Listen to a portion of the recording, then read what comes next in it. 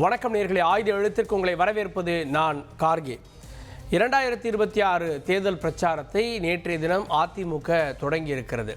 நேற்றைய தினம் இந்த பிரச்சாரத்தில் பல்வேறு குற்றச்சாட்டுகள், அரசை பற்றி, திட்டங்களை பற்றி, இந்த 4.5 ஆண்டுகளை பற்றி அதிமுக பொதுச் செயலாளர் முன்வைக்க 210 தொகுதிகளில் அதிமுக கூட்டணி வெல்லப்போகிறது குறித்து வைத்துக் கொள்ளுங்கள் அப்படின்னு தன்னுடைய பிரச்சாரத்தில் அவர் கூறுகிறார். அதே நேரத்தில் தொழில்துறையினர், விவசாயிகள், விவசாய சங்கங்கள் எல்லாம் சந்தித்து ஆட்சிக்கு வந்ததும் என்னெல்லாம் செய்வோம் அப்படின்ற வாக்குறுதிகளையும் கொடுத்து வருகிறார். மறுபுறம் நாங்கள் 3 மாதத்துக்கு முன்பாகவே பிரச்சாரத்தை தொடங்கி விட்டோமே, நாங்கள் மக்களோடு தான் இருக்கிறோம், முதலமைச்சர் மக்களோடு ரோட் ஷோ இதெல்லாம் ஏற்கனவே தொடங்கி விட்டார் அப்படின்னு அமைச்சர் திரு கே நேரு கூறுகிறார். இதே மாதிரியான பிரச்சாரத்தை தான் 2021-24 இபிஎஸ் மேற்கொண்டார். அப்போ நாங்கள் அவரை தோக்கடிக்கலையா, அதே தான் இப்போவும் அப்படின்னு அவர் சொல்ல, 200 இடங்களில் இந்த முறை திமுக கூட்டணி வெற்றி பெறும் அப்படின்னு ஏற்கனவே திமுக தலைவர் முதலமைச்சர் கூறியிருந்தது குறிப்பிடத்தக்கது. எந்த இலக்கு சாத்தியம்? திமுக சொல்லும் 200 இலக்கா, அதிமுக சொல்லும் 210 இலக்கா? அதுக்கான காரணங்கள் என்னன்றதையும் விரிவாக வாதிக்கலாம். சிறப்பு விருந்தினர்கள் இணைகிறார்கள். நம்முடைய அதிமுக செய்தி தொடர்பாளர் திரு ஜவஹர் அலி, நிகழ்ச்சிக்கு அவரை வரவேற்கிறேன். விடுதலை சிறுத்தைகள் கட்சியிலிருந்து செய்தி தொடர்பாளர் திரு பாலசிங்கம் அவர்கள், அவரையும் நிகழ்ச்சிக்கு வரவேற்கிறேன். நான் முதல்ல திரு ஜவஹர் அலிட்டு ஆரம்பிக்கலாம். திரு ஜவஹர் அலி, எந்த அடிப்படையில் 210 தொகுதிகள் அப்படின்னு ஒன்று நிர்ணயிக்கிறீங்க? ஏன்னா 210 அப்படின்றது எதிர்க்கட்சி அப்படின்றது வாஷ் அவுட் ஆகக்கூடிய ஒரு தேர்தல். இப்போ களத்தை நீங்கள் எப்படி ஒரு 8 மாதத்துக்கு 9 மாதத்துக்கு முன்பே 210 இடம்னு எப்படி நீங்கள் தீர்மானிக்கிறீங்க? 1991 திமுக எப்படி வாஷ் அவுட் ஆச்சு? இல்லை, அதுக்கு ராஜீவ்காந்தி படுகொலை, அதுக்கு பின்பு ஏற்பட்ட அரசியல் நிகழ்வும் ஒரு காரணம் இல்லை. அதே போன்று இன்றைக்கு படுகொலையாக நடந்துக்கிட்டு இருக்குது. ஒரு அரசியல் கட்சியினுடைய தலைவர் படுகொலை செய்யப்படுகிறார், சாதாரண மக்கள் இன்னைக்கு கொலை செய்யப்படுறாங்க போலீஸ் ஸ்டேஷன்லேயே. அதனால தான் எங்களுடைய புரட்சி தமிழர் அண்ணன் எடப்பாடியார் இருண்ட தமிழகத்தை மீட்பதற்காக மக்களை காப்போம், தமிழகத்தை மீட்போம் என்கின்ற அடிப்படையில் 2026க்கான தேர்தல் பிரச்சாரத்தை தொடங்கி இருக்கிறாரு. ஒரு மிகப்பெரிய கூட்டம், இதுவரைக்கும் தமிழகம் பார்க்காத அளவுக்கு ஒரு மாபெரும் பிரச்சாரங்களை நேற்றைக்கும் இன்றைக்கும் எங்களுடைய பொதுச் செயலாளர் நடத்திக்கிட்டு இருக்காரு. மக்கள் வெள்ளம் தானாக அந்த கூட்டங்கள் சிறிது யாரும் அழைச்சி வரல. அந்த தேர்தலில் எங்களுடைய பொதுச்செயலாளர் கணிப்பு 210 தொகுதிகளில் நாம் எப்படியும் வெற்றி பெறுவோம் என்கின்ற நிலைப்பாட்டில் உறுதியாக நாங்கள் இல்லை. அதை நேற்று தான் சொல்கிறாரு, கொங்கு மண்டலத்திலிருந்து சொல்கிறாரு. இப்போ கொங்கு மண்டலத்தில் கூடக்கூடிய கூட்டத்தை வச்சு ஒட்டுமொத்த தமிழகத்தினுடைய நாடியும் இதுதான் அவர் கணிக்கிறாரா? நிச்சயமாக. என்னன்னா, தமிழ்நாட்டு மக்களுடைய மனநிலை இன்னைக்கு எப்படி இருக்கிறதுன்னு நீங்கள் கவனிக்கணும். முதல்ல அதாவது அமைதி, வளம், வளர்ச்சி என்ற நிலையில் தமிழகம் எல்லா துறைகளிலும் வளர்ந்திருக்கிறது.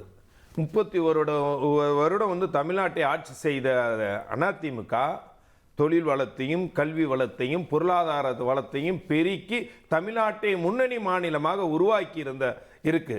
ஆனால் இந்த 4 வருஷம் 3 மாதம் இந்த திராவிட முன்னேற்ற கழக ஆட்சி எப்படி நடக்குது என்பது எல்லோருக்கும் தெரியும், ஊடகங்களுக்கு தெரியும். பொதுமக்கள் கிட்ட கேடுங்க, என்ன சொல்லுவாங்க?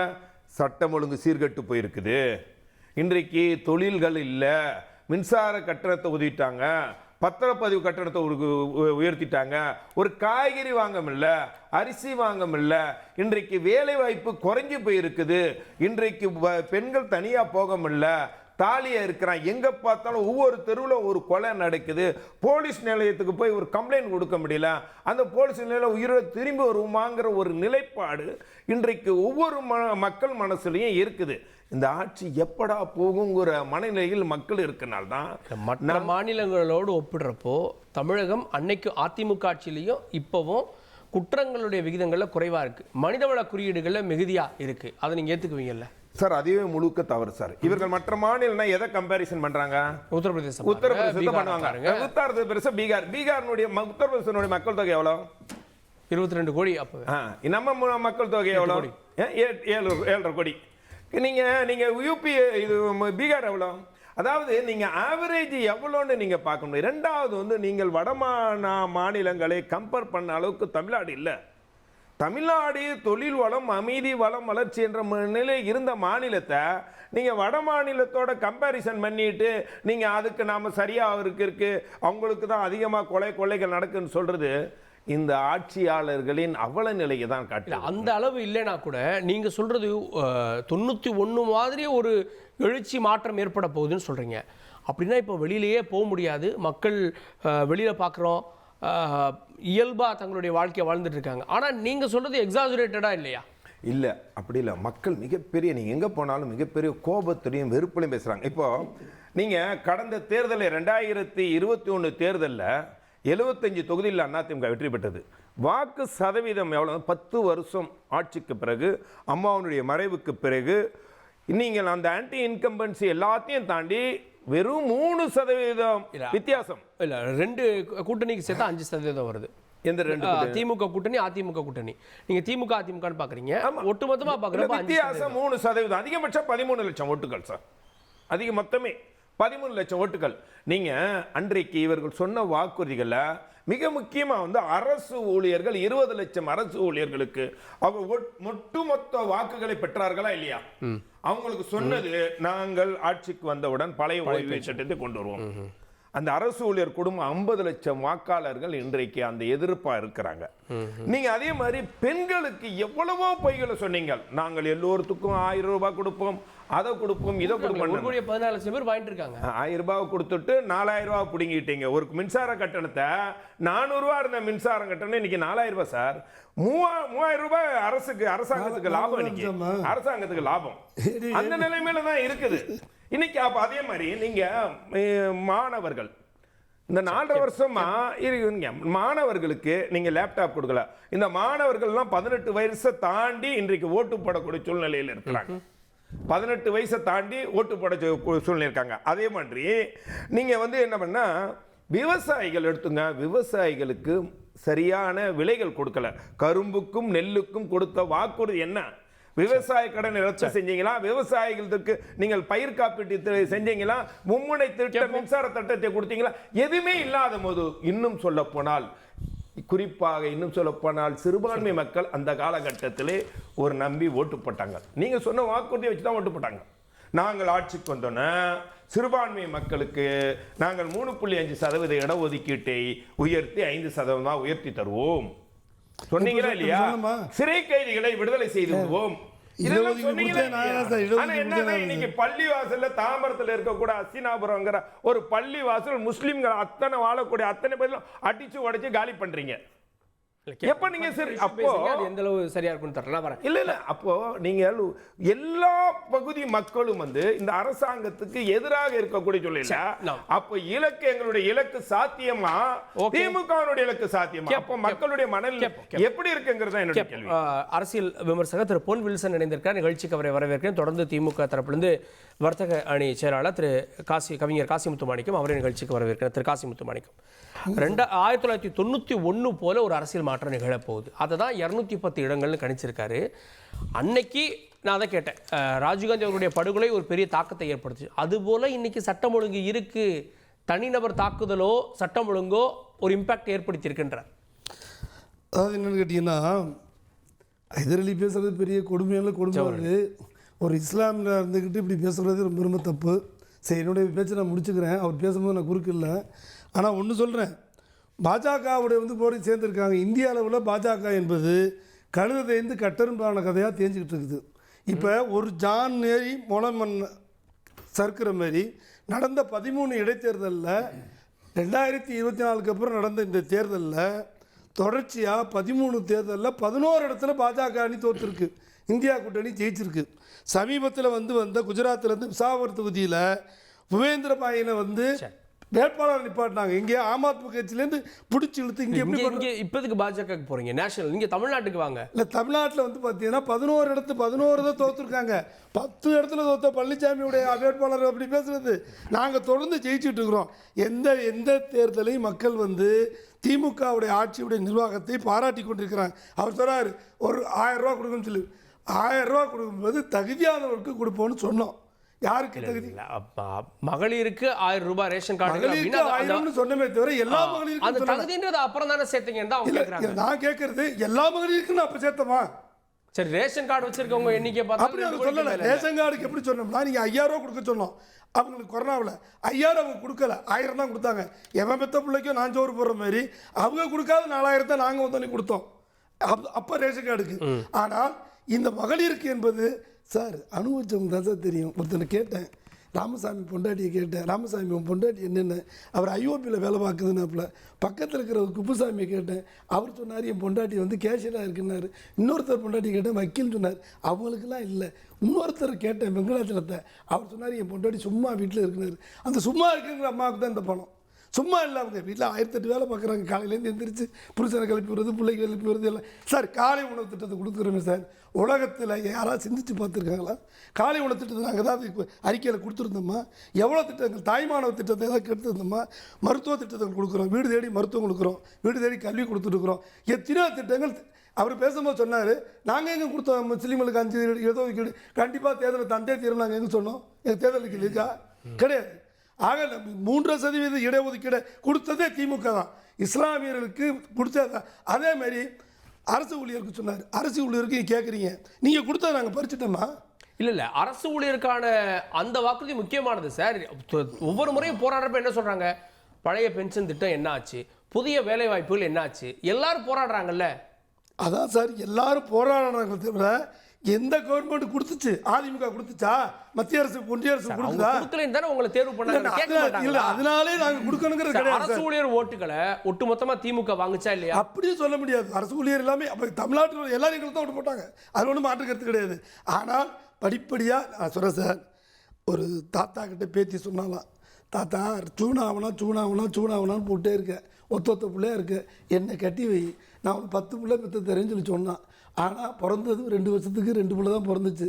தாத்தா கேட்டார், ஏன் 10 பிள்ளை என்னாச்சுன்னு கேட்டார். அவள் திரும்பி சொன்னான், அட லூசு தாத்தா, வருஷம் 2 வருஷம் தான் ஆச்சுன்னாரு. அதனால 5 வருஷத்துக்கு இன்னும் முடியறதுக்கு இருக்கு. இன்னும் எத்தனை திட்டங்கள் இருக்கு. அது மட்டும் இல்லை சார், நான் கேட்குறேன், அதிமுக ஆட்சியில் பாஜக ஆட்சியில் கொடுத்த 15 லட்சம் ரூபாயும் வரல. பாஜக சொன்ன 2 கோடி இது வரல. அதிமுக ஆட்சியில் தரேன்னு சொல்லி சொன்னாங்களே, எல்லாருக்கும் ஸ்கூட்டர் கொடுக்குறேன் கொடுத்தாங்களா? எல்லாருக்கும் வந்து நிலம் கொடுக்குறேன் கொடுத்தாங்களா? எல்லாருக்கும் வந்து ஐபிஐ கொடுக்குறேன் கொடுத்தாங்களா? எத்தனையோ அதிமுகவுடைய தேர்தல் அறிக்கையில் வரிசையா கொடுக்காம விட்டு போயிருக்கு. இருக்கு எல்லா அரசும் சார் இருக்கிறதுல மொத்தத்தில் 80% 90% கொடுத்துருக்குமா இல்லையா? திட்டங்கள் நிறைவேற்றி இருக்கீங்க, இல்லைன்னு சொல்லல. அது மட்டும் இல்ல, ஆன்டி கமெண்ட்ஸ் இருக்கு. அது மட்டும் இல்ல, ஆன்டி கமெண்ட்ஸ் இருந்தா எப்படி சார் உங்களுக்கு தெரியும்? எதிர்க்கட்சிக்கு தானே தெரியும். ஒரு எதிர்ப்பு மனநிலை இருந்தா உங்களுக்கு எப்படி தெரியும்? உங்களால பலனடைந்தவர்கள் நல்லதா இருக்குன்னு உங்களுக்கு சொல்லுவாங்க, பலனடையாதவங்க அங்கதானே சொல்லுவாங்க. பலனடையாதவங்கன்னா பலனடையவங்க அதிக பேர் திமுக ஆட்சியில் வந்து தான் பலனடையவங்க அதிக பேர். மொத்தம் ரேஷன் கார்டு கேட்டவங்களே 1,65,00,000 பேர் தான் கேட்டாங்க. 1.15 கொடுத்தாச்சு. இந்த 50 பேரில் எவ்வளோதான் அது கொடுக்க போகிறோம்னு சொல்லிட்டாரு, மனு கொடுக்க சொல்லிட்டாரு. அதுவும் முடிய போகுது. இது 1000 இருக்கா 1000 போதா என்னங்கெல்லாம் தலையோட கையில் இருக்குது. ஆக சிறந்த நிர்வாகத்தை கொடுத்து ஒன்றிய அரசு நிதியை ஒதுக்காமல் போதும். இவ்வளோ கஷ்டத்துலையும் திட்டங்கள் தினசரி ஒரு திட்டம், ஒவ்வொரு நாளும் ஒரு திட்டம். எந்த ஆட்சியில் சார் நடந்துச்சு? பட்டியல் போடவே முடியல சார். என்னால் பட்டியல் படிக்க முடியாது. ஆஞ்சநேயர் வாழை காட்டிலும் திரௌபதி சேலையை காட்டிலும் தினத்தந்தியில் ஒரு சிந்துபாத் கதையை விட எங்கள் பட்டியல் டெய்லி ஒரு பட்டியல் வந்துட்டு இருக்கு. ஒரு 10 செகண்டு திமுக ஏன் இந்த முறை தூக்க போறாங்கிறதுக்கு ஒரு உதாரணம் இப்போ அண்ணன் ஒரு பேச்சு பேசினாரு. எவன் பெத்த பிள்ளைக்கு நாங்கள் ஏன் சோறு போடணும்? இந்த ஆணவம், அதிகாரம், திமிர், தென்னாவட்டு தான் உங்களை அடி பாதாளத்துக்கு கொண்டு போய் எவன் பெத்த பிள்ளைக்கு நாங்க ஏன் சோறு போடணும்? எதற்காக இந்த வார்த்தையை நீங்க பயன்படுத்துறீங்க? அதிகாரங்களை ஏன் சொல்றீங்க? நீங்க என்ன சொல்றீங்க?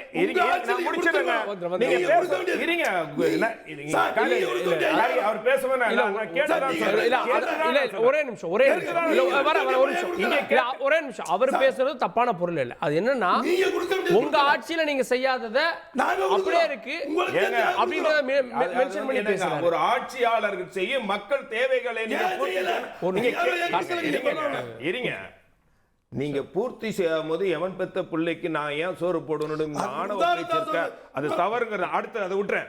நீங்க இல்ல சார், அவருடைய எல்லா பேச்சுக்கும் இங்க பதில் கொடுங்க. ஒரு குறுகிய இல்ல சார், ரொம்ப இம்பார்ட்டன்ட் இல்ல, புரிஞ்சுங்க. நான் ஒவ்வொருத்தரும் இப்படி போயிட்டு முடியாது. நான் மற்றவர்கள் பார்வை. திரு பொன் வில்சன், திமுக 200 தொகுதிகளில் ஜெயிப்போன்னு சொல்லிருச்சு. அப்போ கூடுதலா சொல்லணும் 210 அப்படின்னு அனௌன்ஸ் பண்ணிட்டீங்களா? எந்த அடிப்படையில் சார்? இல்லை, நீங்கள் சொல்கிறது அதே மாதிரி தான். இப்போ திமுக வந்து எந்த அடிப்படையில் 200 தொகுதின்னு சொன்னாங்களோ அதே அடிப்படையிலன்றது நீங்கள் சொல்லலாம், இல்லைன்னு சொல்லலை. ஒரு கட்சி வந்து தன்னுடைய நம்பிக்கையை வெளிப்படுத்தல, தவறு கிடையாது. ஆனால் எதிர்க்கட்சி தலைவர் எடப்பாடி பழனிசாமி இன்றைக்கு எடுத்திருக்கிற இந்த முயற்சி என்பது மிக பெரிய அளவில் ஒரு வரவேற்பை மக்கள் மத்தியில் பெற்றிருக்கிறது என்பதில் மாற்று கருத்து கிடையாது. அது திமுக கூட்டணிக்கு ஒரு எச்சரிக்கை, பயம் அச்சம் கூட சொல்ல வேண்டாம், ஒரு எச்சரிக்கையை கூட ஏற்படுத்தி இருக்கிறது என்பதில் மாற்று கருத்து கிடையாது. ஏனென்றால் இப்போ ஒரு பெரிய கட்சி, அதிமுக போன்ற ஒரு பெரிய கட்சி வந்து எடுத்த உடனே என்ன செய்திருக்கார் அப்படின்னா, கட்சி சோதனைக்கான கட்டங்களை தாண்டி, அதாவது உள்ளிருந்தும் சோதனை, வெளியிருந்தும் புற அழுத்த சோதனை, ஆளுமை மிக்க ஜெயலலிதா மறைவு, இதற்கு பிறகு கட்சியை சீரமைக்கும் பொழுது செயற்குழு பொதுக்குழுவை கூட்டுறாரு. அதற்கு அடுத்தது பார்த்தீங்கன்னா உறுப்பினர் சேர்ப்புகளை நடத்துகிறார். கிட்டத்தட்ட 2 கோடி உறுப்பினர்களை சேர்க்கிறாங்க. அதுக்கு அடுத்து நிர்வாகிகள் தேர்தலை மாநில அளவில் நடத்துகிறாரு. அடுத்தது கிளைக்கழக நிர்வாகிகள் தேர்தலை நடத்துகிறார். அதற்கு பிறகு துணை அமைப்புகளின் தேர்தலை நடத்துகிறார். எல்லாமே ஒரு பக்கம் வந்து ரிவைவல். அதற்கு அடுத்தது ஆணி வேறான 68,330 பூத்துகளுக்கு பூத் கமிட்டியை அமைக்கிறார். எல்லாமே ரிவைவல் பண்ணிட்டு அதற்கு கிளைக்கழக கூட்டங்கள் போடுறாரு, கிளைக்கழக பாக கழக கூட்டங்கள் போடுறாரு. இதை முடிச்சிட்டு அரசியலுக்கு வராரு. என்ன வராருன்னா, திமுக எங்களது பிரதான எதிர்கட்சி, திமுகவை வீட்டுக்கு அனுப்ப வேண்டும், அதுதான் எங்களுடைய நோக்கமே, எந்த கட்சி கூடனாலும் நாங்கள் கூட்டணியில் சேருவோம் அப்படின்னு சொல்லிட்டு அவர் வந்து ஆயத்தப்படுறாரு. பிஜேபி என்டிஏ கூட ஒரு கூட்டணி அமைக்கிறார். அடுத்த கட்டமாக, இறுதி கட்டமாக பிரச்சாரத்திற்கு, களத்திற்கு நேரடியாக போகிறார். இதற்கு நடுவில் இன்னொரு பக்கம் அரசியல்னு பார்த்தீங்கன்னா, சொத்து வரி உயர்வு, மின்கட்டண உயர்வு, பாதுகாப்பு குறைபாடு அப்படின்னா எல்லா விஷயத்திலையும் யார் அந்த சார்ன்ற கேள்வியும் கேட்கிறாரு. டாஸ்மாக் ஊழல்னா யார் அந்த தம்பின்ற கேள்வியும் கேட்கிறாரு. அதே மாதிரி காவல்துறை அத்துமீறலா, அஜித்குமார் மரணமா, யார் அந்த ஐஏஎஸ் அதிகாரி, யார் அந்த மேல்மட்டம் அப்படின்ற கேள்வியும் கேட்கிறாரு. 85 மாவட்டத்திலையும் போராட்டங்களையும் அறிவிக்கிறாரு. நீங்க ஒரு கேள்வி கேட்கலாம், ஒருவேளை இவர் எல்லாமே போராட்டம் பண்றாரு, அறிக்கை கொடுக்குறாரு, அப்புறம் எதுக்கு இப்ப பிரச்சாரம் மக்கள் மத்தியில் போறாருன்னா, இதுதான் மைக்ரோ லெவல் பாலிடிக்ஸ் அப்படின்றது. தொகுதி வாரியா போகிறார். அதாவது 7 மாவட்டங்களுக்கு இந்த 21 நாள்ல 7 மாவட்டங்களை சேர்ந்த ஒரு 35 சட்டமன்ற தொகுதிகளுக்கு போறார். ஒரு நாளைக்கு 2 சட்டமன்ற தொகுதி அப்படின்னா அந்த தொகுதியில இருக்கிற பிரச்சனைகள் என்ன பிரச்சனைகளை கடந்த 4.5 ஆண்டுகளாக எடப்பாடியார் செய்தார். இப்போ இந்த 4 ஆண்டுகளாக திமுக என்ன செய்ய மறுக்கிறது? அத்திக்கடவு அவினாசி திட்டத்திலிருந்து, நடந்தாய் வாழி காவேரி திட்டத்திலிருந்து தொடங்கி செங்கல் கட்டுமான தொழிலாளர்கள் பிரச்சனை, நெசவு தொழிலாளர்கள் பிரச்சனை, எல்லாத்தையும் அவர் அணுகிறார். எல்லாத்தையும் அணுகு தொகுதி வாரியா மிகச் சரியாக எல்லாமே சொல்றார். அப்படி இருக்கும்போது இன்னொரு பக்கம் திமுகவுக்கு இது ஒரு எச்சரிக்கை மணியாக இருக்கிறது. மக்களிடம் வரவேற்பை பெரிய அளவில் பெறுகிறது. நம்பிக்கை ஓகே. ஆனா 210 நம்பரை நேத்து சொல்றாரு. திமுக கடந்த 6 மாதமா 200 சொல்லிட்டு இருக்கு. எந்த அடிப்படையில் சொல்றாங்கன்னா, பெரிய கூட்டணி வச்சிருக்காங்க, தொடர்ச்சியா தேர்தல்களில் வென்றுட்டு இருக்காங்க. நேத்து 210 சொல்றாரே, அந்த திடீர்னு சொல்வதற்கான காரணம் என்னன்னு தான் நான் கேட்டேன். அந்த 200ல இருந்து கூட சொல்லணுமா அப்படின்ற கேள்வி. இல்லை, அவர் வந்து 234 சொல்லலாம், தவறு கிடையாது. இப்போ இவங்களும் சரி அவங்களும் சரி 234 சொல்லலாம், தவறு கிடையாது. ஏன்னா இப்போ 40 தொகுதிகளும் சொல்லுவாங்க, அதே மாதிரி 543 சொல்லுவாங்க. எல்லாமே நாங்கள் வெற்றி பெறுவோன்றது தான் ஒரு டார்கெட்டு. அது வந்து ஒரு அரசியலுக்காக சொல்லப்படுகிற வார்த்தைகள். ஆனால் அதை மெய்ப்பிக்கக்கூடிய வாய்ப்பு எதிர்க்கட்சி எடப்பாடி பழனிசாமிக்கு இருக்கிறது அப்படின்றது தான். நீங்கள் 91 கூட கம்பேர் பண்ணுறதை விட 2011 கம்பேர் பண்ணுங்க. 2011 எந்த புரட்சி வந்தது, யார் பெரிய தலைவர் இறந்தாங்களோ, இல்லைனா ஒரு பெரிய எழுச்சியோ, இல்லைனா பெரிய எதிர்ப்போ, எந்த எதிர்ப்பு வந்துச்சு? 2006லேருந்து 2011 கலைஞர் கருணாநிதி அவர்கள் ஆட்சி தான். அந்த ஆட்சியில் பார்த்தீங்கன்னா கலைஞர் காப்பீடு திட்டம் கொடுத்தாரு, இலவச வண்ண தொலைக்காட்சி கொடுத்தாரு, ரேஷன்ல பாமாயில் கொடுத்தாரு, ₹1 20 கிலோ அரிசி கொடுத்தாரு. இந்த திட்டங்கள் எல்லாம் செய்தாங்க. எல்லாமே நல்ல திட்டங்கள் தான் நீங்க சொல்லுவீங்க. ஆனால் இன்னொரு பக்கம் என்னன்னா, கட்ட பஞ்சாயத்து, நில அபகரிப்பு, மின் வெட்டு, மின்மிகை மாநிலம் கிடையாது, மின்சார பற்றாக்குறை, இது எல்லாம் மக்கள் மத்தியில் போய் அதிருப்தி ஏற்படுத்தி எதிர்க்கட்சியாக மின்வெட்டு, 2G பிரச்சனை, இது எல்லாமே தேர்தல்ல இன்னும் சொல்லணும்னா இலங்கை தமிழர் படுகொலை வரை அந்த தேர்தலில் எதிரொலித்தது. இன்னைக்கு அந்த மாதிரி என்ன கோர் இஷ்யூ இருக்கு? 210 எப்படி டார்கெட் பண்றீங்க? நான் கேட்க இல்லை அதே தான் சொல்கிறேன்னு. இப்போ நீங்கள் எதுக்காக சொல்கிறேன்னா 2011 எப்படி எதிர்ப்பு வந்துச்சோ அதே மாதிரி இப்போ எப்படின்னா பாதுகாப்பு குறைபாடுகள், இன்னொரு பக்கம் போதைப் பொருட்கள் கட்டுப்பாடு இல்லாமல், இன்னொரு பக்கம் கனிமவள கொள்ளை, தேர்தல் வாக்குறுதிகள் எதையுமே நிறைவேற்றலை. நீங்க 15% தான் நிறைவேற்றிருக்கீங்க. என்னால வந்து இப்போ 150 பக்கம் படிக்க முடியும். இப்போ நம்ம ஐயா முத்துலிங்கம் கூட இப்ப பேசினாரு. 128 பக்க தேர்தல் அறிக்கை டிஆர் பாலு தலைமையில அம்மா கனிமொழி, திருச்சி சிவா எல்லாரும் சேர்ந்து கொடுத்த தேர்தல் அறிக்கை 2021 ஏப்ரல்ல. அந்த தேர்தல் அறிக்கை முழுவதுமாக எனக்கு தெரியும். அந்த தேர்தல் அறிக்கையில 128வது பக்கத்துல நான் அப்படியே படிக்கிறேன் பாருங்க. தமிழ்நாட்டில் உள்ள குடும்ப தலைவிகள் அனைவருக்கும் மாதம் 1000 ரூபாய் உதவித்தொகை வழங்குவோம். இதுதான் அவங்க தேர்தல் அறிக்கை. அதற்கு அடுத்த வரி என்ன தெரியுமா?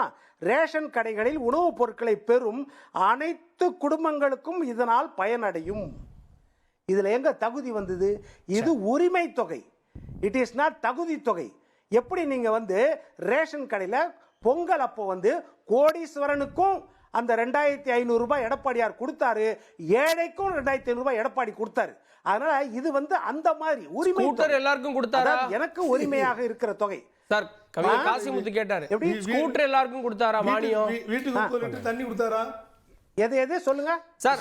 அதிமுக ஆட்சியில இல்ல சரியா இருசக்கர வாகனத்துக்கு மானியம் கொடுப்போம்னாங்க. அதுக்கு பல லிமிடேஷன்ஸ் வச்சிருந்தாங்க. எல்லாரும் கொடுத்தீங்களான்னு கேக்குறாரு. வாட்டர் கேன் கொடுத்தீங்களா? வீட்டுக்கு வாட்டர் கேன் கொடுத்தீங்களா?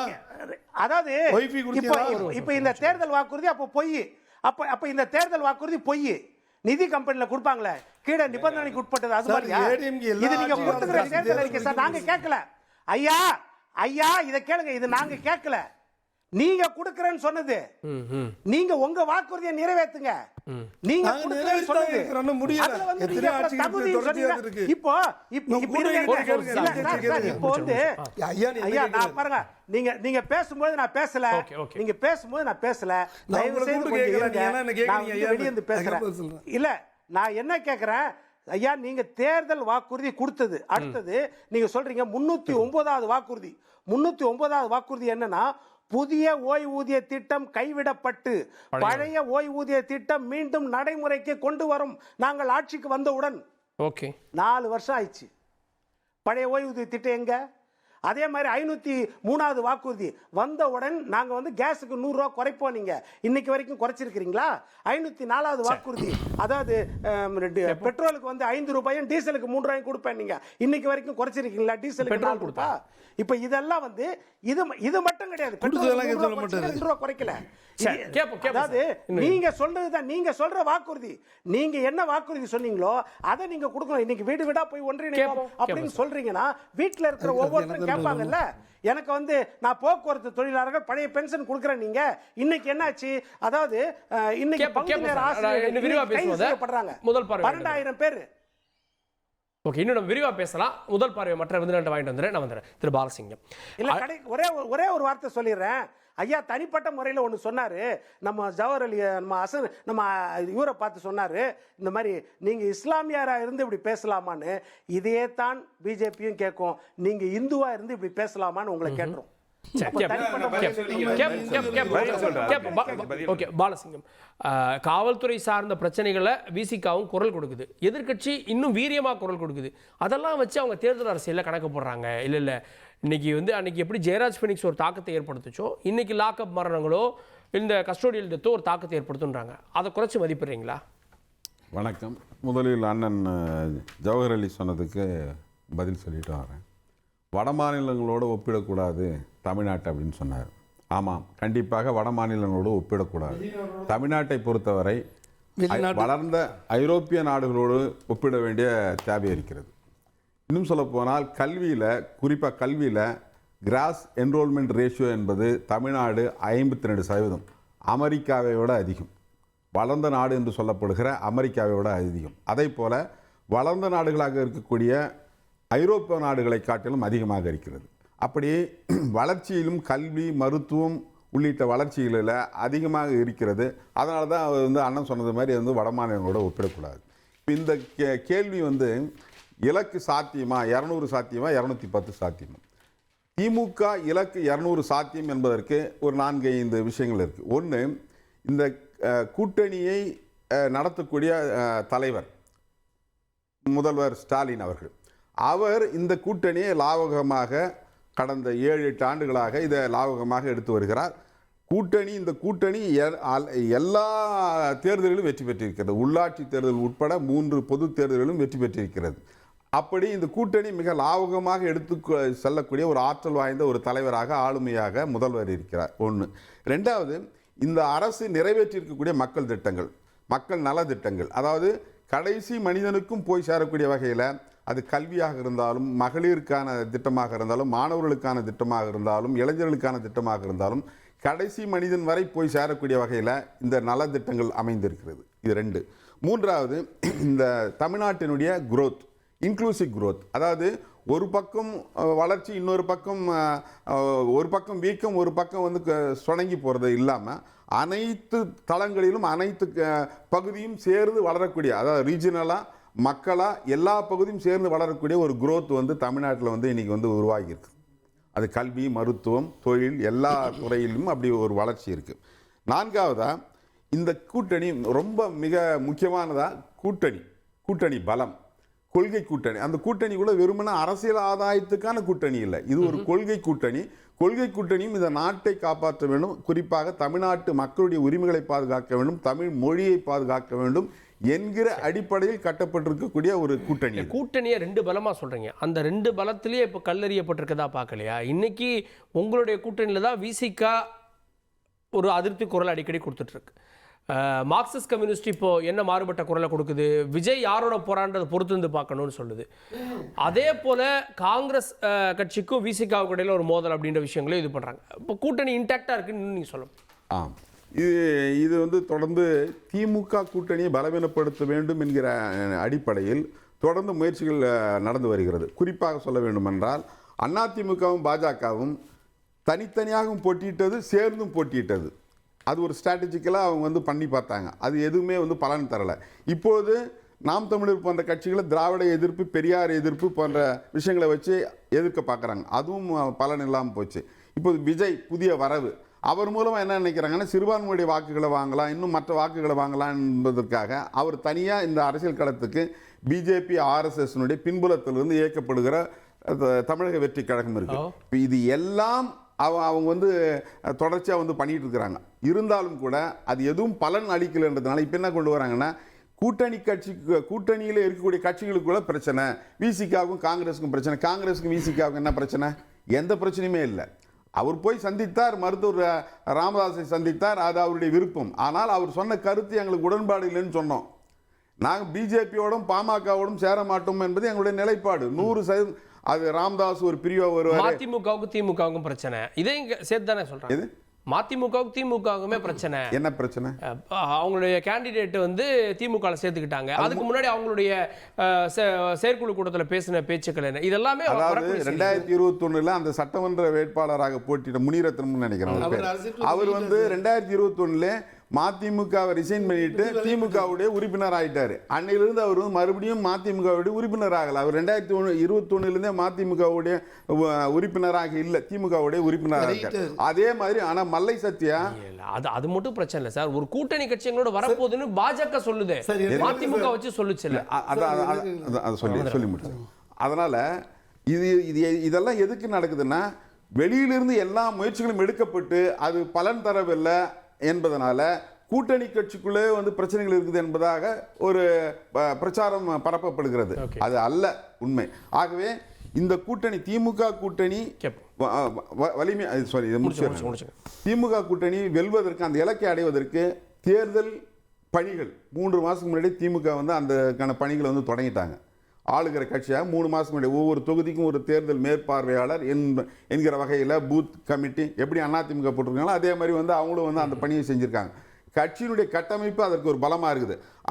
அதை விட இன்னொரு 200 அடைவதற்கு என்ன சாத்தியம்னா, கடந்த கால கணக்குகள் அடிப்படையில், சதவீத அடிப்படையில் பார்த்தா கடந்த தேர்தலில் கூட நாடாளுமன்ற தேர்தல் 40க்கு 40 வெற்றி பெற்றிருக்காங்க. அந்த 40க்கு 40 அந்த நாடாளுமன்ற தேர்தல் வெற்றி பெற்ற அந்த தொகுதிகளில் 234 கணக்கெடுத்து பார்த்தீங்கன்னா 221 இடங்களில் சட்டமன்ற தொகுதிகளில் வந்து திமுக கூட்டணி வெற்றி பெற்று இருக்கிறது.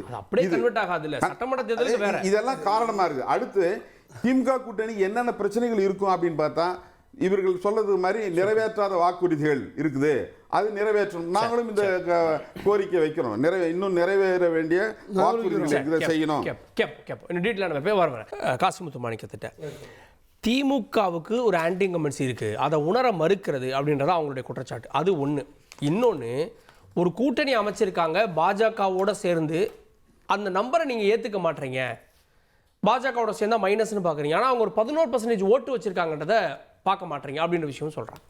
அதான் சார், இப்போ அவங்க என்ன பண்ணுறாங்கன்னா ஒரு பொய்யான தகவலை பரப்பிக்கிட்டே இருக்கிறாங்க. திமுக கூட்டணிக்குள்ளார அவர் நண்பர் பேசவும் சொன்னார், நீங்களும் அதை அண்டர்லைன் பண்ணீங்க. திமுக கூட்டணிக்குள்ளார வந்து ஒரே குழப்பமாக இருக்குன்னு. என்ன சார் குழப்பம் இருக்குது? அவங்கவுங்க எங்களுக்கு அதிக சீட்டு தாங்கன்னு கேட்குறாங்க, நாங்களே யார்கிட்ட போய் கேட்குறது? அவங்க நீங்கள் அதிமுக பாஜக உறவுகளை பற்றி நீங்கள் கேள்வி கேட்குறது இல்லையா சார்? இல்லை, நான் கேட்குறது எங்கள் இதில் வந்து விடுதலை சிறுத்தைகளில் வந்து நாங்கள் திமுக கூட்டணியில் இந்த தடவை நிற்க மாட்டோம்னு சொல்லலை. வைகோ அண்ணன் வந்து கடைசி வரைக்கும் நாங்கள் இங்கே தான் நிற்போம்னு சொல்லியிருக்கிறாரு. எங்கள் கூட்டணியில் 1% கூட எல்லளவு முனையளவு மூக்களவு கூட எந்த இடையூறும் கிடையாது. உரிமைகள் கூட கேட்கலாம், நாங்களும் கேட்போம். அது அடுத்த பிரச்சனை. நாங்கள் எங்களை இழந்திருக்கோம் சார். நான் 24 பாராளுமன்றத்தில் வந்து திமுக 24 பாராளுமன்ற உறுப்பினர் இருந்தாங்க 2019. ஆனால் 24 நிற்கும் போது நாங்கள் 22 தான் இருந்தோம். 2 குறைச்சிக்கிட்டு தான் நாங்கள் நின்னோம். நாங்களும் தியாகம் பண்ணியிருக்கோம், அவங்கள அழைச்சிக்கிட்டு நாங்கள் கொண்டு போகிறோம். நாங்கள் கேட்குறதுனால பிளவு. ஆனால் அந்த அணியில் பார்த்தீங்கன்னா பாஜகவோடு சேர்ந்ததுனால் நான் தோக்குறாளாப்பா, நானா தோப்பேன், நான் பாஜகவோட சேர்ந்தாலும் தோத்தேன்னு ஜெயக்குமார் கத்துனார். சிவி சமூகம் சொன்னார், பாஜகவோட எந்த காலத்திலையும் சேர மாட்டோம், அசிங்கப்பட்டு. நான் சொல்கிறது ஒவ்வொரு காலகட்டத்தில் சொல்லுவோம், மாறுவோம், அது யதார்த்தம். ஒரு காலத்தில் வந்து முட்டையாக இருக்கும், கூட்டுப்புழுவாக இருக்கும், வண்ணத்து பூச்சியாகும். நான் அதை சொல்ல, இந்த தேர்தலில் நான் சேர மாட்டோம், நிற்க மாட்டோம்னு சொல்லி சொன்னாங்க. அந்த பக்கம் ராமதாஸ் சொல்கிறாரு, பாஜகவோட சேர்ந்தனால தோத்தோங்கிறாரு பாமக கூட்டணியில். தேமுதிக இன்னும் தேர்தல் வந்தால் தான் எங்கள் முடிவை சொல்லுவோம்னு அவங்க சொல்லிட்டு இருக்காங்க. ஒரு கட்சிக்குள்ளார அதிமுக வந்து தனியாக நின்று பார்த்துச்சு, அப்போவும் யாரும் வரலைங்கிறதுனால இப்போ பிஜேபியோடு சேருது. 2 குப்பைகள் சேர்றதுனால உயரங்கள் கூடும். புது கட்சிகளுக்கு இடம் இல்லை இல்லை, அங்க ஏற்கனவே அதிக கட்சிகள் இல்ல அப்படி இல்ல. அப்ப ஆப்வியஸ்லி எங்க வருவாங்க? ஏன் எங்கள்கிட்ட வரக்கு இருக்கு சார். நீங்க அப்படிதான் சொன்னா கமலாசன் நாங்க சேர்த்துக்கலையா? ஏன் இன்னும் 2 பேர் வந்தாலும் உங்களுக்கு ஆச்சரியம் இல்லை, நாங்கள் விட்டு தருவோம். போனதை நாங்கள் விட்டு கொடுத்து பாராளுமன்றத்தை விட்டு கொடுத்து நாங்கள் வந்து இப்போ விடுதலை சிறுத்தையில் வந்து 2 பாராளுமன்ற உறுப்பினர் உண்டு. ஆனால் பாராளுமன்றத்தில் ஒரே ஒரு உறுப்பினர் தான் இருந்தது. ஆனால் 2 ஆக்கணும்ல, பாய்க்காட்டணும்ல, அதே மாதிரி மதிமுக ஆக்கணும்ல, இது மாதிரி வந்தாங்க கூட கொடுப்போம். அது தலைவருடைய முடிவு. ஆக திமுக அது மட்டும் இல்லை சார், திமுகவே நல்லா வளர்ந்துருக்கு. நிறைய சாதனை நான் சொன்ன மாதிரி தினசரி ஒரு சாதனைகள் நடந்துக்கிட்டே இருக்குது. அதல்ல அவருடைய குற்றச்சாட்டு மட்டும் சொல்லிடுறேன். ஒன்றுனா புளிக்கு பயந்தாலும் என் மேலே வந்து படுங்கிற மாதிரி என்கிட்ட வாங்க கூட்டணிக்கு விஜய் வான்னு சொல்லி அவங்க கூப்பிட்டு இருக்கிறாங்க. அதனால் அது அப்படி வர்றதுனாலே வராது.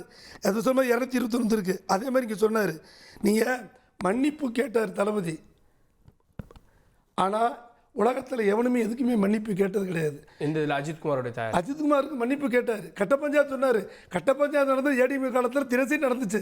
நாங்கள் என்னைக்கு வந்து அம்மா உணவகத்தில் வந்து எம்ஜிஆர் சொன்னார், தனிநபர் பேர் எந்த நிறுவனத்துக்கு இருக்கக்கூடாதுனாரு, உயிரோடு இருப்பவங்களுடைய பேர் இருக்கக்கூடாதுனாரு. அதை மீறி அந்த அம்மா வச்சாங்க. நாங்கள் அப்போ எதிர்ப்பு தெரிவித்தோம். அப்போ சொன்னாங்க அம்மாங்கிற சும்மா பேருக்கு தான். நாங்கள் அப்போன்னா ஏன் அம்மாவுடைய படம்னு கேட்டோம். அது முதலமைச்சருங்கிறக்கா இருக்குன்னாங்க. முதலமைச்சர் பதவி தான் போயிடுச்சேன்னு ஒருத்தன் எடுத்தான் மதுரவையில். எடுத்துகிட்டு அன்னை தெரசா படத்தை மாட்டினான். உடனே எடுத்ததுக்கு தப்புன்னு சொல்லி தலைவர் தூக்கி உள்ளார் போட்டார். எம்ஜிஆர் ஒரு பிரச்சனை வந்துச்சு, உடனே போட்டார். அது உண்மையிலே திமுகனா இல்லைங்கிற பற்றியெல்லாம் எங்கள் பக்கத்தில் வருத்தங்கள் உண்டு. நாங்கள் யாருமே செய்யலை. ஆனாலும் செஞ்சதாக ஒரு பிரச்சனை கிளப்பினோடனே பனிஷ்மெண்ட் கொடுத்தாரு. ஆக கட்ட பஞ்சாயத்து நடத்தலாம் ஏடிஎம்கே ஆட்சியில் தான், இங்கே கிடையாது. அதே மாதிரி பாருங்கள், அத்திக்கடவு பிரச்சனை சொன்னாங்க. அத்திக்கடவு அவிநாசி திட்டத்தில் நீடிக்கலை, ஏன் நீடிக்கலைன்னு கேட்டபோது, இன்னும் கொஞ்சம் நீடித்து கேட்டபோது, அன்றைக்கு இருந்த மோடி செய்யலைன்னு சொல்லி சொன்னது எடப்பாடி தான். இன்றைக்கி இடம் வாங்குறதுலேயும் பற்றி சில சிக்கல்கள் இருக்கலாம். அதனால் நீதிமன்றத்தினால இடையூறு இருக்கே தவிர இல்லாட்டி வேகமாக வந்துட்டு இருக்கு. அதனால் ஜெயராஜ் நீங்கள் சொல்லும்போது சொன்னீங்க அழகா, ஜெயராஜ் மரணம் எப்படி ஒரு தாக்கத்தை உண்டாக்குச்சோ அதே மாதிரி இங்கே அஜித்குமார் நீங்கள் இல்லை சார். ஜெயக்குமார் அதெல்லாம் சொல்கிறாங்க. ஜெயராஜுங்கிறது வந்து ஹார்ட் அட்டாக்கில் செத்தான், நான் டிவியில் பார்த்து தெரிஞ்சுக்கிட்டேன். அவங்க வன்முறையை திருப்பி அடித்தாங்க, அடிதடி இவங்க அடித்ததுனால தான் அவங்க தாக்குப்பட்டு செத்தாங்கன்னு சொன்னாங்க. இது அப்படி தூத்துக்குடி இஷ்யூவில் வந்துச்சுல 13 பேர் சுட்டு கொண்டாங்க. அதே மாதிரி ஜெயராஜ் பிரச்சனைக்குமே ஹார்ட் அட்டாக் தான் சொன்னாங்க. தூத்துக்குடிக்கு குறிபார்த்து அடித்தாங்க. ஆனாலும் எனக்கு டிவியில் பார்த்து தெரிஞ்சுக்கிட்டேன். ஆனால் தலைவர் மன்னிப்பு கேட்குறாரு, நேரடியாக ஃபோன் பண்ணி கேட்குறாரு. எங்கள் அமைச்சர் அனுப்புகிறார், பெரிய போகிறாரு. திமுக எல்லா நிர்வாகிகளும் போய் பார்க்குறாங்க. பார்த்து அவங்களுக்கு என்னென்ன உதவி பண்ணுவோம் பண்ணுறாங்க. மன்னிப்பு கேட்கிறாரு, டிஎஸ்பி நடவடிக்கை எடுக்கிறாரு, 6 காவல் அதிகாரி இருக்கிறாரு, எஸ்பி வரைக்கும் பண்ணுறாரு. இதோட ஒரு மனுஷன் என்ன பண்ண முடியும்? மக்கள் பேசுகிற அளவுக்கு இருக்குது. நீங்கள் அவர் அடிக்கிறதுக்கு போட்ட பால் அவர் சிக்ஸர் ஆகிட்டார். அதாவது மன்னிப்பு கேட்டாரு.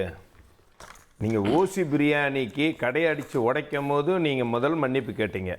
அதற்கப்புறம் ஒவ்வொரு முறையும் மன்னிப்பு கேட்டுக்கிட்டே இருக்கிறீங்க. ஆனா மக்கள் வந்து கொஞ்சம் அமைதியா இருக்க சொல்லுங்க. நான் பேசுனேன், அப்புறம் நான் நிறைய பேச முதல்ல நீங்க ஆரம்பத்துல எந்த கட்சியில இருந்து வந்தீங்க? பிஜேபியில இருந்து வந்தவர் தானே நீங்க?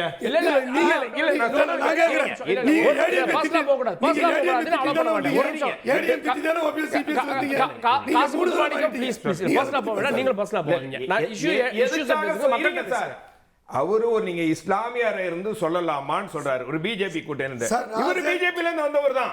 யாருக்கு தெரியுமா?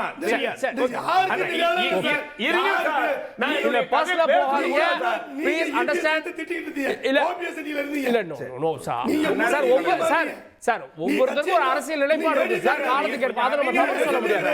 அதை நம்ம தவறு சொல்ல முடியாது. ஓகே ப்ளீஸ் இல்ல இஷ்யூக்கு வந்துருங்க. இஷ்யூ அதாவது வந்து அதே நான் நண்பர் சொன்னார், கல்வியில் வளர்ச்சி இந்த மாதிரி தொழிலாம் அண்ணா தமிழகம் வளர்ந்திருக்குன்னா ஆமா வளர்ந்திருக்கு. அதுக்கு முக்கிய காரணம் 32 வருடம் தமிழகத்தை ஆட்சி செய்து எல்லா துறையிலும் வளர்ச்சி கொண்டோம்.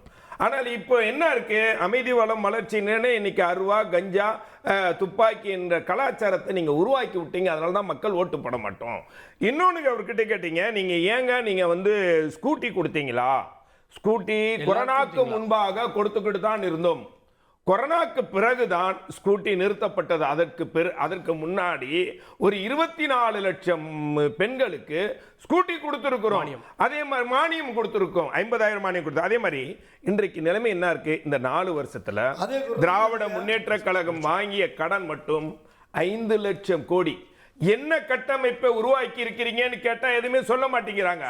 வரி வருவாய் 1,36,000 கோடி ரூபாய் அதிகமா நீங்கள் வரி மேல வரிய போட்டு நீங்க அதிகமா நீங்க வசூலிச்சா கூட, ஆனா கடன் 5 லட்சம் கோடி வாங்கியிருக்கீங்களா? எந்த கட்டமைப்புக்கு உருவாக்கியிருக்கீங்க? அப்போ இடையில என்ன நடக்குதுன்னு மக்களுக்கு சந்தேகத்தை சொல்றோம். இன்னொன்னு, நீங்க கேஸ் மானியம் கொடுக்கல, கல்வி கடன் ரத்து செய்யல, நீட் தேர்வு ரத்து செய்யல, 10% உயர்த்தி தருவேன்னு சொன்னீங்க. இதெல்லாம் மாநில அரசெல்லாம் முடியக்கூடிய விஷயங்கள் செய்யல. ஒன்னே சொல்றாரு, 13 தேர்தல் தோல்விட்டாரு. 13 தேர்தல் தோல்வி. நீங்கள் 2011 21 வரைக்கும் திராவிட முன்னேற்ற கழகம் 14 தோல்விகளில் 14 தேர்தல்களில் தோல்வி அடைஞ்சாங்க. அதுவும் இல்ல சொன்னா 19 அவங்க வெற்றி ஆரம்பிச்சிட்டாங்க. நீங்க 2019 வெற்றி சார். இந்த பாராளுமன்ற தேர்தல் உள்ளாட்சி அவர் பேசிக்கிட்டே இருந்தா என்னதான் சார் புரியல? உள்ளாட்சி தேர்தல்ல வெற்றி 19 இருந்து அவங்களுடைய வெற்றி. சார் இந்த உள்ளாட்சி தேர்தலை நடத்தல சார்? கொஞ்சம் அமைதியா இருங்க சார். ஏன் சார் உள்ளாட்சி தேர்தலை நடத்தல? எதுக்கு நடத்தல கேளுங்க. உள்ளாட்சி தேர்தல் பதவி காலம் முடிஞ்சு கூட எக்ஸ்டெண்ட் பண்ண வேண்டிய அவசியம் என்ன சார்? நீங்க எப்பவுமே பாராளுமன்ற தேர்தல் ஐயோ யார் எக்ஸ்டெண்ட் பண்ணிருக்கா சார்? சார் எக்ஸ்டெண்ட் பண்ணிருக்காங்க. ஒரு நிமிஷம் இருங்க. எக்ஸ்டெண்ட் பண்ணிருக்காங்க. இப்ப எங்க நடந்துருக்கு? இப்ப நடக்கல. அது அப்ப முன்னாடி முடிஞ்சிருச்சு. அவ்வளவுதான். உள்ளாட்சி நீங்க 2 கட்டம் நடத்த வேண்டிய முடிஞ்சு 6 மாசம் எக்ஸ்டெண்ட் பண்ணி இருக்காங்க. எக்ஸ்டெண்ட் பண்ணல சார். சார் உங்களுக்கு தெரியல சொல்லுங்க. நீங்க கொஞ்சம் நல்லா பேசுறீங்க. ஒரே நிமிஷம். என்ன சார் பேசலன்னா கொஞ்சம் பேச விடுங்க சார். நீங்க அதாவது நான் என்ன சொல்றேன், நீங்க கடன் ஏத்திட்டீங்க. இன்றைக்கு எங்களுடைய பொதுச் செயலாளர் சாதனைகளை சொல்லி ஓட்டு கேட்கிறார். தேர்தல் களத்துல போய் என்ன பண்றாரு? சாதனைகள், நாங்கள் இது செஞ்ச அத்திக்கடவு அவிநாசி திட்டம் கொண்டு வந்தேன், 7.5% இடம் ஒதுக்கிட்டேன், குடிபராமரிப்பு கொண்டு வந்தேன், 11 மருத்துவக் கல்லூரியில கொண்டு வந்தேன், 36 சட்டக் கல்லூரிகளே, 106 கலைக்கல்லூரிகளை கொண்டு வந்திருக்கேன். நீங்க என்ன சொல்றீங்கன்னா சாதனைகளை சொல்றதுக்கு பதிலா ஒருங்கிணைவு, அதாவது என்ன சொல்றாரு, ஓரணியில் வேதனையில் தமிழ்நாடு இன்னைக்கு இருக்கிற சமயத்துல நீங்கள் ஓரணியில் இப்ப எதுல ஓரணியில்? கஞ்சா கடத்தல ஓரணியிலா? நீங்கள் சாராய விற்பனையில அமலாக்கத்துறையில ஊழல் செய்யறதுல ஓரணியிலா? இல்ல பாஜகவை தட்டி கேக்குறதுல ஓரணியிலன்றாங்க. பாஜகவோட சேர்ந்த அதிமுக தமிழ்நாட்டு பிரச்சனையை பேசுனா தமிழ்நாட்டு பிரச்சனை பேச இவர்களுக்கு எடுத்தனே மத்திய அரசாங்கம் பிஜேபி. நீங்க நான் நீங்க தமிழுக்கு அது எதுவுமே செய்யலங்கிறீங்க. நீங்கள் தமிழுக்காக நீங்கள் இதுவரைக்கும் நீங்க பல லட்சம் கோடிகள் கடன் வாங்கியிருக்கீங்க. நீங்க ஒதுக்கிய தொகை எவ்வளவு? சொல்லுங்க. நீங்க எதுக்கு தமிழுக்காக நீங்கள் செய்திருக்க கூட. இன்னும் சொல்ல போனால் ஆக்ஸ்போர்ட் பல்கலைக்கழகத்துல அதிமுக ஆட்சி காலத்துல தான் நாங்க வந்து இருக்கை அமைச்சோம், கீழடிக்காக 12 கோடி ரூபாய் ஒதுக்கி நாங்க தான் ஆரம்பிச்சோம். நீங்கள் இதுவரைக்கும் என்ன இவர்களுக்கு எப்பொழுது தேர்தல் வந்தாலும், அதாவது எதிர்கட்சியா இருக்கும்போது ஒரு நிலைப்பாடு எடுத்து பேசுறது, ஆதற்கு ஆளுங்கட்சியா இருக்கிறது ஒரு நிலைப்பாடு. இப்ப தேர்தல் வரும்போது நேரடியாக சாதனைகளை சொல்லி எங்களை எதிர்க்க முடியாம எடுத்ததுக்கெல்லாம் வந்து மொழி, இந்த மாதிரி சனாதானம், இப்படி பாரதிய ஜனதா கட்சி கிட்டே நீங்க கொண்டுட்டு போறது உங்களுடைய கையாளாகத்தனம். இன்னும் கையாளாகத்தனம்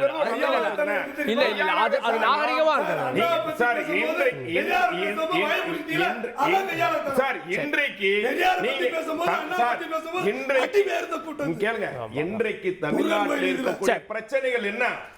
ஒவ்வொரு வரி பிரச்சனை மடமாற்றாங்கன்னு சொல்றீங்க. நீங்க மின்சார கட்டணம் ஏத்திருக்கீங்களா? நீ ஆட்சி செய்யும்போது மக்கள் உங்களுக்கு ஓட்டு போடுவாங்க. எந்த இலக்கு சாத்தியம் கேட்கலாம். திரு பொன் வில்சன், வலுவான கூட்டணியோடு இருக்கக்கூடிய திமுக 200 அப்படின்னுது. ஆனா 2 கட்சிகள் தான் இப்போ வரைக்கும் கூட்டணி உறுதி பண்ணியிருக்கு. ஒன்று அதிமுக, இன்னொன்று பாஜக. நீங்க 210ன்றீங்க. இந்த கூட்டணி கணக்கே இடிக்குது. 2011 திமுக 128 இடத்துல நின்றாங்க. காங்கிரஸ் 63 இடத்துல நின்றுச்சு கூட்டணியில், அவங்க கூட்டணியில். பாட்டாளி மக்கள் கட்சி 30 இடம் அவங்க கூட்டணியில். விடுதலை சிறுத்தைகள் 10 இடம் அவங்க கூட்டணியில். இந்திய யூனியன் முஸ்லீம் லீக், ஒட்டுமொத்த மெகா கூட்டணி எதிர்பக்கம் வந்து ஜெயலலிதா அம்மாவோடு தேமுதிக மட்டும்தான் பெரிய அளவில் இருந்துச்சு. ஆனால் எதிர்கட்சியாக கூட அப்போ திமுக வர முடியல. ஏன்னா கூட்டணி கணக்கு பெரிய கணக்கு இல்ல. அங்க கம்யூனிஸ்டுகள் இருந்தாங்க. எதிர்ப்பு ஓட்டுகள் எந்த அளவுக்கு இருக்கிறது? சார், அங்க கம்யூனிஸ்டுகள் இருந்தாங்க. ஆமா, பல சிறிய கட்சிகள் இருந்தாங்க. கம்யூனிஸ்ட் இருந்தாங்க. அவ்வளவு இல்ல, எல்லாமே சிறிய கட்சிகள் எல்லா பக்கமும் இருக்கும். இப்போ எங்க கூட சில கட்சிகள் கூட்டணியில் சேருவாங்கன்னு நம்ம ஸ்டாலின் அவர்கள் சொல்லி எவ்வளவு நாள் ஆச்சு?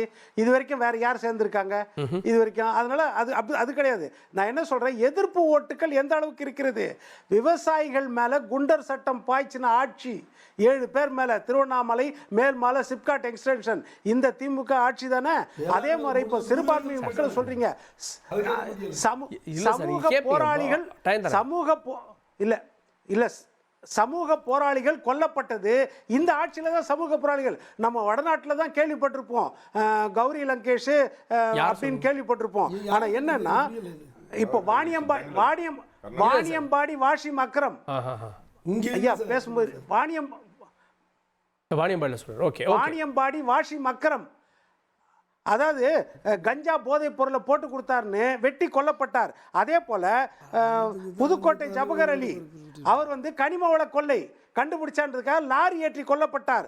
நெல்லையில் காவலர் ஜாகிர் ஹுசேன், காவல்துறை அதிகாரி, அவர் வந்து வப்பு சொத்தை ஆட்டையை போடுறாங்கன்னு சொல்லி போட்டு கொடுத்ததால அவர் கொல்லப்பட்டார். அதே போல மொரப்பநாடு தூத்துக்குடியில் லூர்து பிரான்சிஸ் விஏஓ, கிராம நிர்வாக அலுவலகத்திலேயே பூந்து வெட்டி கொல்லப்பட்டார். காங்கிரசின் மாவட்ட தலைவர் ஜெயக்குமார் தன்சிங் கொடூரமான முறையில் நெல்லையில் கொல்லப்பட்டார். நான் சொன்ன எல்லாருமே சிறுபான்மை சமூகத்தை சேர்ந்தவர்கள். அப்போ இந்த ஆட்சியில் எப்படின்னா சமூக போராளிகளுக்கு பாதுகாப்பு இல்லாத நிலைமை இருக்கிறது. அப்போ இதெல்லாம் ஒரு பெரிய பிரச்சனையா எடுத்துக்கோ. அதே மாதிரி நீங்க உள்ளாட்சி தேர்தல் 27 தொகுதிகளுக்கு சொன்னீங்க. அப்போ வந்து சட்டமன்றத்தில் சைதை மா சுப்பிரமணியன் அவர்கள் பேசின பேச்சு என்ன தெரியுமா? தமிழகத்தின் உள்ளாட்சி தேர்தலை தள்ளி வைக்க காரணத்தை தேடிக்கொண்டிருக்கிறீர்கள். நீதிமன்றம் கூறியதை 2 மாதத்தில் சரி செய்திருக்கலாம்.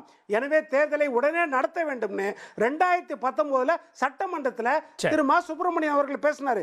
குளச்சல் பிரின்ஸ் காங்கிரஸ்ல உள்ளாட்சி தேர்தலை நடத்தாததால் ஜனநாயக கடமை ஆற்ற முடியவில்லை, உடனே தேர்தலை நடத்த வேண்டும்.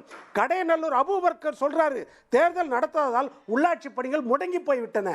அப்போ உங்களுக்கு அட்வான்டேஜோட வெற்றி கூட்டணினா ஏன் இந்த 27 மாநகராட்சியில உள்ளாட்சி தேர்தலில் நடத்த முடியல? இந்த 27 மாவட்டத்தில் இது ஒரு பெரிய கேள்விக்குறியா இல்லையா? அப்போ வெற்றியில உங்க மேல சந்தேகம் இருக்கிறது. அதாவது இந்த பிரதான எதிர்ப்பை அறுவடை செய்யக்கூடிய இடத்துல வந்து அதிமுக கூட்டணி இருக்கிறது என்பதை நீங்க 4 முனை போட்டி கூட சொன்னீங்க. 4 முனை போட்டி வந்து கடந்த காலங்களிலே 4 முனை 5 முனை எல்லாம் இருந்திருக்குது.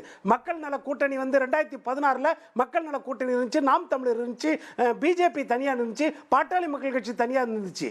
அதனால எல்லா காலகட்டத்திலும் 4 முனை 3 முனை இருக்குது. ஆனா பிரதான கட்சிகள் திமுக அதிமுக இது 2 தான் above 35% வச்சிருக்கிற கட்சிகள்.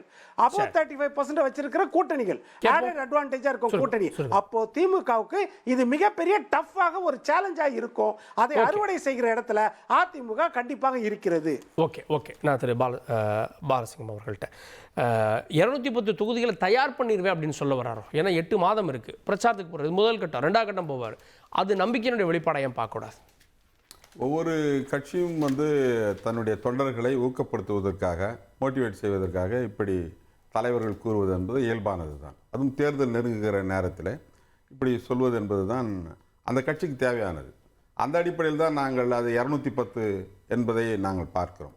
ஆனால் அந்த 210 அவர்கள் அந்த இலக்கை அடைய முடியுமா என்றால் அடைய முடியாது என்பதற்கு சில காரணங்கள் இருக்குது. அந்த கூட்டணியே ஒரு பொருந்தா கூட்டணி, மக்களுடைய நலனுக்கு எதிரான ஒரு கூட்டணி, தமிழ்நாட்டு மக்களுடைய நலனுக்கு எதிரான கூட்டணி, மொழியாக இருந்தாலும் சரி, நாட்டினுடைய நலனாக இருந்தாலும் சரி, அரசியலமைப்பு சட்டமாக இருந்தாலும் சரி, எதிராக இருக்கக்கூடிய பாஜகவோடு சேர்ந்து இருக்கிற கூட்டணி. இதனால் நீங்க சேரலையான்னு நேத்து தான் கேட்டார். யாரு? திமுக மறந்துருச்சு அதை 99 சேரலையான்னு கேட்டார். 99 சேர்கிற போது காமன் மினிமம் ப்ரோக்ராம் போட்டு சேர்ந்தாங்க. அது என்ன சார் காமன் மினிமம் இல்ல அவர் எக்ஸ்பிளைன் பண்ணுவாரு, டைம் இருக்கா? இல்ல இல்ல ராமர் கோவில் ராமர் கோவில் கட்ட இல்ல தெரியாம ராமர் கோவில் கட்ட மாட்டோம், பொது சிவில் சட்டம் கொண்டு வர மாட்டோம். சார் ப்ளீஸ் நாளைக்கு டிபேட் வச்சுக்கலாம், நாளைக்கு டிபேட் வச்சுக்கலாம் சார். உங்களுக்கும் தெரியும், எனக்கும் தெரியும். இல்ல நான் சொல்றேன் சார், சார் நான் சொல்றேன், அவங்க என்ன சொல்லுவாங்க நான் சொல்றேன். காமன் மினிமம் ப்ரோக்ராம்ல ஆர்டிகல் 370 வந்து இம்ப்ளிமெண்ட் பண்ணக்கூடாது, ராமர் கோயில், இப்படி சில கட்டுப்பாடுகளை சொல்லி தான் அந்த ஆட்சிக்கு வந்தாங்க. அது ஒண்ணு. இப்ப நம்ம பொருந்தா கூட்டணின்னு சொல்லும் போது பாஜகவோடு இணைவதால் அதிமுக சிறுபான்மையினுடைய வாக்குகளை ஒட்டுமொத்தமாக இழக்கிறது. அது வந்து ஓகே, நான் ஏத்துக்கிறேன். சிறுபான்மை வாக்கு 12% இழக்குது. 12% அவங்களுக்கு ஆக்சுவலா போல. ஆனா பாஜக இன்னைக்கு 11% வச்சிருக்கக்கூடிய பாஜக எப்படி 11% வந்ததுன்னா அதிமுகவுடைய வாக்குகளை எல்லாம் வாங்கி தான் 10% அவங்க வந்து கடந்த தேர்தல் 2021 பாத்தீங்கன்னா அவங்க வந்து அதிமுகவுடைய ஓட்டுகளை வாங்கி தான் வந்திருக்காங்க. தனியா நின்று வந்து 10% 11% எல்லாம் வாங்கல. அது அண்ணா கூட்டணியில் வந்திருக்கக்கூடிய வாக்குகள் நம்பர் 1. அடுத்தது இவர் அண்ணன் சொல்லும்போது அந்த கருத்தை மட்டும் நான் சொல்லி முடிச்சுக்கிறேன். கடன் வந்து வாங்குச்சு தமிழ்நாடு அரசு, நிதிக்குழு இருக்குது, 15வது நிதிக்குழு, ஒரு வரம்பு ஒவ்வொரு மாநிலத்திற்கும் இவ்வளவு வந்து வாங்கலாம் அப்படின்னு சொல்லியிருக்குது. அந்த அடிப்படையில் 8 லட்சத்தி சில்லற கோடி தான் தமிழ்நாட்டினுடைய கடன். இந்தியாவினுடைய கடன் 187 லட்சம் கோடி. காங்கிரஸ் ஆட்சியிலிருந்து 2014 பார்க்கும்போது 3 மடங்கு அதிகம் ஆயிருக்குது. கடன் வாங்குவது என்பது தவறல்ல. ஏன்னா ஒரு நாட்டினுடைய வளர்ச்சிக்கு கடன் என்பது தேவைப்படுகிறது. கடன் எப்பொழுது வந்து தலைவலியா மாறும், பிரச்சனையா மாறும்னா திருப்பி செலுத்த முடியவில்லை என்றால் அது வந்து பிரச்சனையா மாறும். ஆகவே கடன் என்பது ஒரு பிரச்சனை அல்ல. ரெண்டாவது அவர் வந்து பொன் வில்சன் சொல்லும்போது பல்வேறு இஷ்யூக்களை சொன்னார். எப்பவுமே இஷ்யூஸ் என்பது இருக்க தான் செய்யும். எந்த இஷ்யூமே இல்லாம எந்த மாநிலமும் இருக்க முடியாது, எந்த நாடும் இருக்க முடியாது. அந்த இஷ்யூஸை எப்படி ஹேண்டில் பண்ணுது அரசாங்கம் என்பதை பொறுத்து தான் அந்த அரசாங்கத்தினுடைய நிர்வாகத்திறனை வந்து நம்ம கணக்கிட முடியும். ஆகவே 210 இடங்களில் அவங்க வெற்றி பெற முடியாது. அந்த அவர் சொல்றது வந்து ஒரு மோட்டிவேஷனுக்காக தான் இருக்குன்னு நான் ஏன் சொல்றேன்னு சொன்னா சொல்லி முடிச்சேன். ஒரு இடத்துல வந்து கூட்டத்தினால மட்டுமே வந்து வெற்றி பெறுறதுன்னு சாத்தியம் இல்லை. மோடி 10 முறை வந்தார் கர்நாடகாவுக்கு, அதனால வெற்றி பெற முடியுதா? அப்படி அல்ல. அது அந்த தன்னுடைய தொண்டர்களை ஊக்கப்படுத்துவதற்காக, உற்சாகப்படுத்துவதற்காக அப்படி சொல்லியிருக்காங்க. அது மட்டும் இல்லாமல் அதிமுகவுக்கு இருக்கக்கூடிய இன்னொரு பலவீனம் என்னன்னா உட்கட்சி பிரச்சனை. இன்னமும் வந்து அது செட்டில் ஆகலை. அது ஒரு பிரச்சனை. அதை விட ரொம்ப முக்கியமான பிரச்சனை, அதிமுக 4 ஆண்டுகள் களத்துக்கே வரல. இப்போதான் வந்திருக்கிறாங்க. தேர்தல் வந்த பிறகு களத்துக்கு வந்திருக்காங்க. அதுக்கு முன்னாடி மக்கள் பிரச்சனையை, எதிர்கட்சிகள் வந்து எடுக்க வேண்டிய பிரச்சனையை கூட்டணி கட்சிகளா இருக்கக்கூடிய நாங்க தான் எடுத்து அந்த பிரச்சனையை போராடி இருக்கிறோம். அரசாங்கத்துக்கு எதிராக போராடி இருக்கோம், காவல்துறைக்கு எதிராக போராட்டம் எடுத்துருக்கோம். ஒரே ஒரு போராட்டம் கூட 4 ஆண்டுகள்ல அதிமுக செய்ததே இல்லை. ஆகவே இப்படி கூட்டணியா இருப்பது என்பதும் மக்களிடத்துல பிஜேபிக்கு எதிராக இருக்கக்கூடிய மனநிலை என்பதும் இந்த இலக்கை அவர்களால் அடைய முடியாது. எல்லாருக்கும் 10 வினாடிகள் மட்டும். அதாவது அதிமுக 4 வருஷத்துக்கு களத்துக்கே வரலன்னு சொல்றது இவர் வெறும் முரசொலி மட்டும் பார்க்கறாரு. எங்களுடைய பொதுச் செயலாளர் அண்ணன் எடப்பாடியார் இன்றைக்கு 1836 அறிக்கைகள் இன்றைக்கு மக்கள் பிரச்சனை பேசியிருக்காரு. ஒரு 72 போராட்டங்கள் நடத்தியிருக்கோம் சார். 72 போராட்டங்களை நடத்தியிருக்கோம் சார். ரெண்டாவது நீங்க வந்து தமிழ்நாட்டு கடனை பத்தி சொல்றீங்க. உற்பத்தி எந்த அளவுக்கு இருக்கோ அந்த அளவுக்கு தான் கடன் ஆகணும். ஜிடிபிக்கு அளவை விட நீங்க கடன் வாங்கிட்டீங்க. என்ன முதலீடு பண்ணிருக்கீங்க? என்ன கட்டமைப்பு? இதுதான் வரக்கூடியது சட்டமன்ற தேர்தல். நீங்க ஒரே வரியில சொல்றேன், சட்டமன்ற தேர்தல். இந்த சட்டமன்ற தேர்தல் தமிழ்நாட்டுக்கு முன்னாடி இருந்த முதலமைச்சர் தமிழ்நாட்டுக்கு நல்லா செஞ்சாரா? இப்ப இருக்கிற முதலமைச்சர் தமிழ்நாட்டை வழி நடத்துறாரான்னு பார்க்கும்போது தமிழ்நாட்டில் இந்த முதலமைச்சர் டோட்டலா மக்களுக்கு எதிர்ப்பான அவர் சொன்னதுல ஒரு விஷயத்தில் தப்பு. சுதந்திரம் அடைஞ்சதிலிருந்து 2011 வரைக்கும் இருந்த கடன் 50,000 கோடி. ஆனால் அதிமுக இறங்குகின்ற போது 5,50,000 கோடி, இன்னைக்கு 7 லட்சம் கோடி, 1.5 லட்சம் கோடி வட்டி கூட ஏறி. நீங்க வாங்குறது 5 லட்சம் கோடி.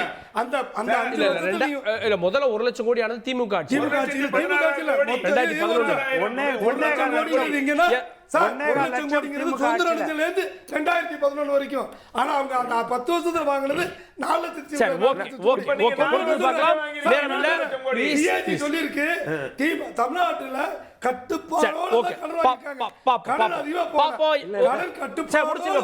ஒரே வரி மட்டும் ஒரே வரி இல்ல, ஒரே விஷயம் தான். 4.25 லட்சம் கோடி 10 வருடத்துல அதிமுக வாங்கினதுன்னு இவங்க தேர்தல் அறிக்கையில கொடுத்திருக்காங்க. திமுக தேர்தல் அறிக்கையில கொடுத்திருக்குது 4.25 லட்சம் கோடி பட்ஜெட் பற்றாக்குறை.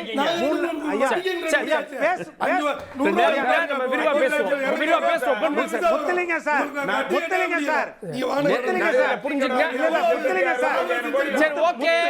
எல்லாரும் பேச முடியாது, நேரம் குறைவா இருக்கு. பயப்படுறீங்க. சரி, ஓகே, பொறுத்து பார்க்கலாம்.